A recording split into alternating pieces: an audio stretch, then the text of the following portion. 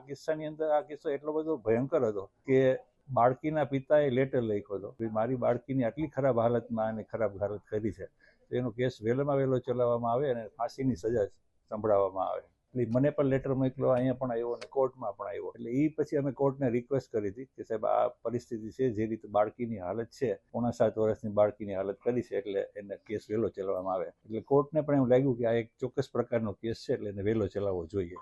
એટલે 34 દિવસમાં કોર્ટે તકસીરવાન ઠરાવી દીધો, જેમાં 11 દિવસ છે એ પોલીસ તપાસના હતા અને બાકીના દિવસો 4-5 દિવસ રજાના હતા અને 9 દિવસ છે એ આખો કેસ પ્રોસિક્યુશન તરફે અમે પૂરો કર્યો હતો. બાકી તો ગુર્જર સાહેબે આપણને કીધું કે શું પ્રોસિક્યુશનના પુરાવા રજૂ કરેલા હતા, પણ એટલું મને ખાસ મારું ધ્યાન એટલા માટે પડેલું છે કે જે કોઈ પણ બચાવ ડિફેન્સ છે એ લઈ શકે, બચાવ પક્ષે લઈ શકે, એના પહેલેથી જવાબ આપી શકાય એ પ્રકારનું ઇન્વેસ્ટિગેશન કર્યું હતું. એટલે જે કોઈ પણ બચાવ લે ને એનો જવાબ અમારે કાઢવાનો નહોતો, જે રેકર્ડ બનાવેલું હતું ને એમાંથી જ મળતો હતો. એટલે મારા તરફ પ્રોસિક્યુટર તરીકે જ્યારે મારે કોઈ મહેનત કરવી પડી હોય તો એ ખાલી એક જ હતી કે ફાંસીની સજા કરાવવી.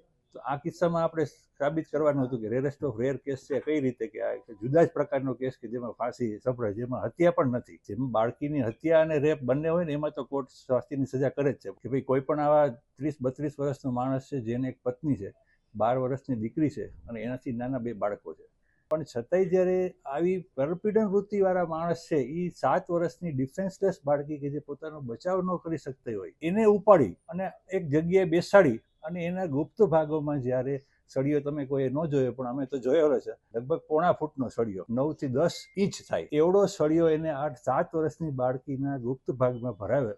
તમે વિચાર તો કરો કે એ બાળકીની હાલત ત્યારે શું હશે. એટલે એ જ અમે રજૂઆત કરી હતી કે એ સમયે એને આ બાળકીએ આરોપીના વાળ પકડી અને એટલી જોશથી રાડ પાડીને ખેંચેલા કે વાળનો જથ્થો બનાવ સ્થળે મળી ગયો. 7 વર્ષની બાળકીના હાથમાં કેટલું જોર હોય, એ પીડા કેવા પ્રકારની હશે. એટલે આ પ્રકારના જ્યારે વ્યક્તિ હોય ને તો એને આમ સેક્સ્યુઅલ માણસ ન કહી શકાય. આ એવા પ્રકારના હોય કે જેને આપણે પરપીડન વૃત્તિ જેને કહીને, એને પરવર્ટ માણસ કે જેને કોકને હેરાન કરી, કોકને પીડા પહોંચાડવામાં જ રસ હોય. એટલે આવો માણસ છે તો એ બહાર નીકળે તો એ બધાને હેરાન કરવાનો છે. પત્ની બાળકો એ બધા તો એને ક્યારેય મળવા નથી આવ્યા 34 દિવસ સુધી. એટલે આ બનાવ જોઈને પત્ની બાળકો પણ એને મૂકીને જતા રહે છે. એટલે હવે એના જીવનમાં કોઈને ધ્યાન રાખવા જેવું કે કોઈના માટે કમાઈને સરખું દેવાનું કોઈ પરિબળ વધતું નથી.